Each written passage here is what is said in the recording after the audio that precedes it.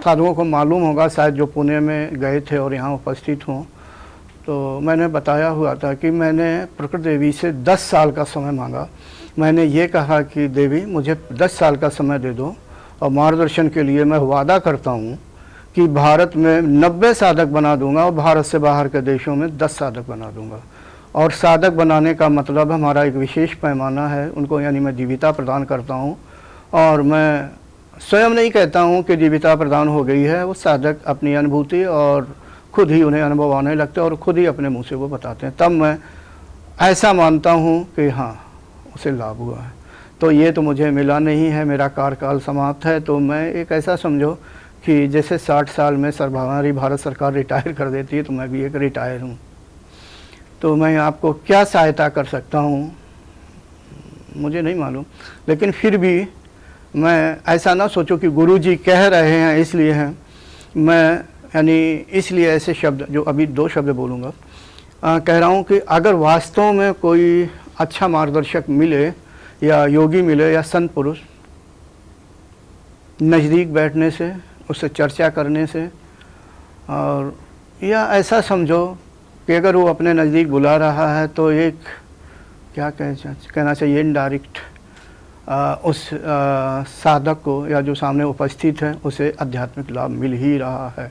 और आप मेरी किताबें देख करके और वीडियो देख करके भी जान सकते हैं। अर्थात वलय के द्वारा जब साधक नज़दीक आता है तो वलय के द्वारा उसे आशीर्वाद भी मिल जाता है या आध्यात्मिक लाभ मिल जाता है।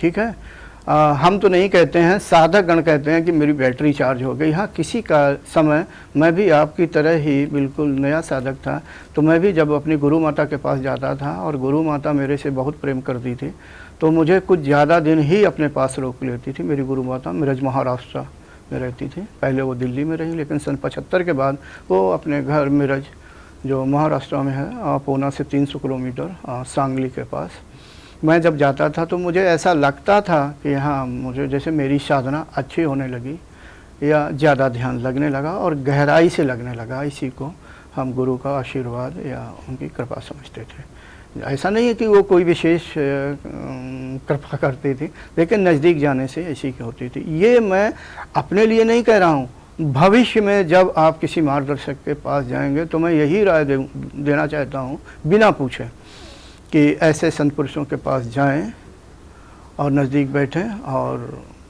उनसे याचना करें कि वो आपको आध्यात्मिक विषय में जो भी हो, यानी आपकी शंका हो या कुछ पूछना हो या अभ्यास में अवरोध आ रहा हो, तो कोई भी जो योग पुरुष, जिसे मैं योगी कहूँगा या संत पुरुष कहूँगा, वो अवश्य आपको मार्गदर्शन करेंगे।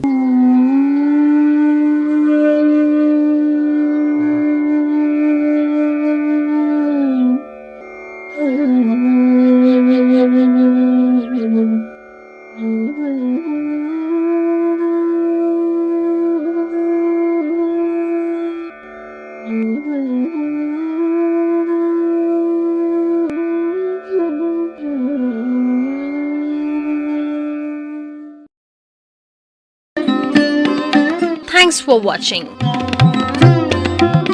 Remember to like, comment and subscribe.